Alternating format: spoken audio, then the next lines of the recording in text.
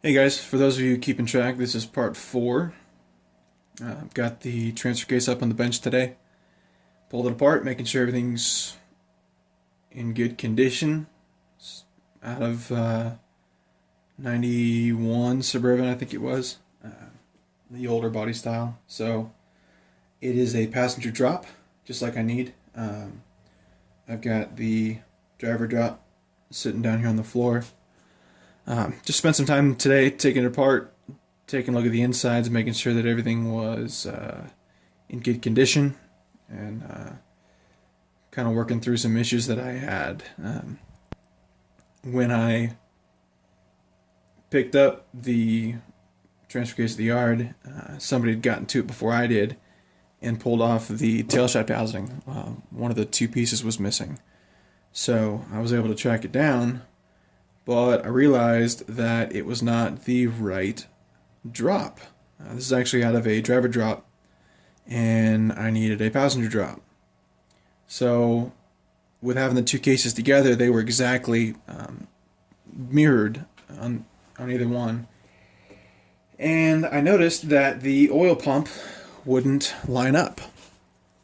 See, this is where the pickup tube is, and on this one, if it was sitting in the case right there, it's coming down, it's picking up in this area right here. There's a little filter.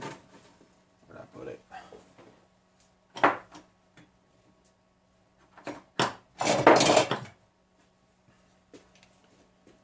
So this would go here, and it would fit pretty much like that. Well, the problem is, with it being perfectly mirrored, the pickup tube was actually indexed. Actually, I had it marked here. Well, this one was indexed up like this. So my pickup tube would have been coming out here on the pump. Now, normally, I would have just picked up a brand new tailshaft housing and call it good. But really difficult to find them. There just wasn't really a whole lot out there. And I kind of gave up on that, and I figured I'd break out my router and mill the new keyways for the correct angle. So normally this would sit in here like this. Just like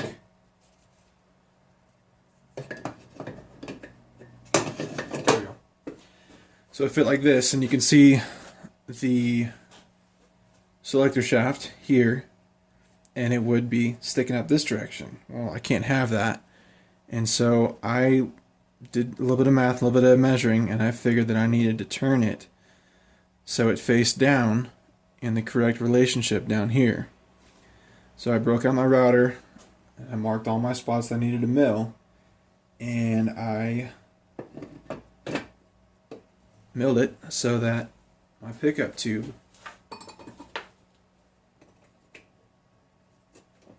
I got one little more mill mark to do here. Cut this little notch out so the pickup tube can pass through it. But as the way it sits now, actually it'll sit like this technically.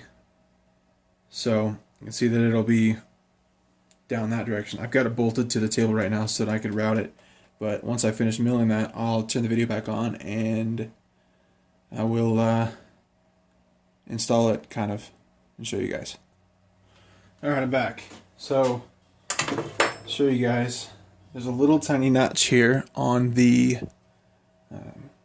rear case that goes to where the filter goes. Pick up and filter. So sit just like that. So, by putting the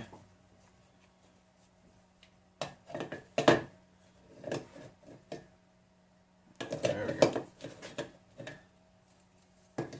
Also, I put it in right side up. I put in the pump that way. It will allow me to put this in where it needs to go.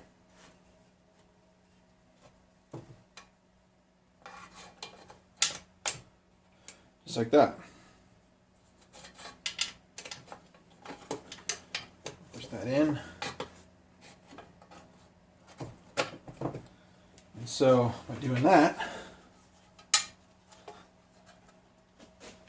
see how the bolt holes line up now.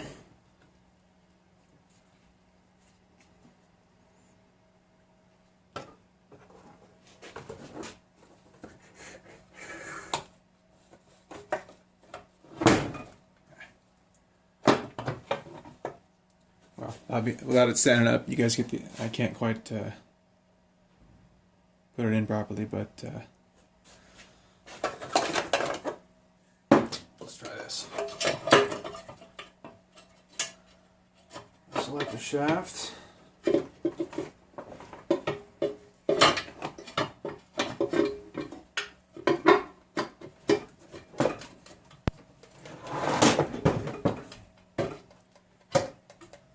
There's that.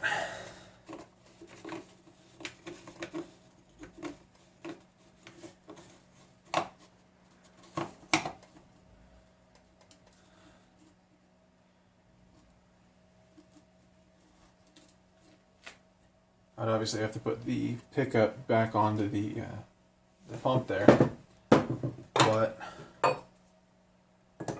now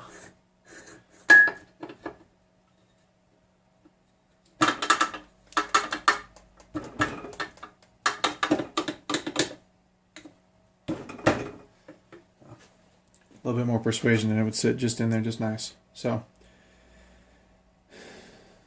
with the right tail housing, this would not have been an issue, but just something I had to do and figure out how to make it work. I also wanted to show the difference in pinion and ring gear sizes as you change gear ratio. This one's a 488. It's a much smaller pinion, whereas these two are both 373, and they're a lot larger, so that means that this ring gear would be a lot shorter the lower the higher the ratio. So 342, 373s, even 410s are going to be fairly low, whereas the 488s, you're going to need a thicker cut ring gear and be able to bring that into alignment with the pinion gears. So I did notice that in taking everything apart, got one of the side gears is nice and clean and the other one not so much. So I don't know why that is. I thought I had one good carrier, but I'm gonna have to get new side gears. Figure out a way of tracking them down. But if anybody's interested, I have a spool here. Somebody welded the side gears together, and actually the carrier is in really good shape. And these gears don't hardly look to be driven on at all. So if anybody's looking for a set of 373s for Dana 44, a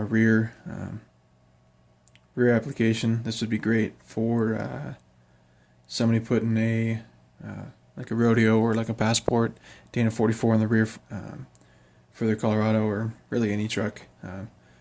So if you're viewing this and you would like a Dana 44 carrier that's spooled, give me a call. Or, well, I just can't call me because I haven't given my phone number out, but that'd be really awkward if you were able to call me. Message me here on YouTube or Facebook, and we'll tear it apart and ship it out to you. As always, feel free to comment either in the Facebook posts or in the YouTube comment section below. Please like and subscribe. Thanks, guys.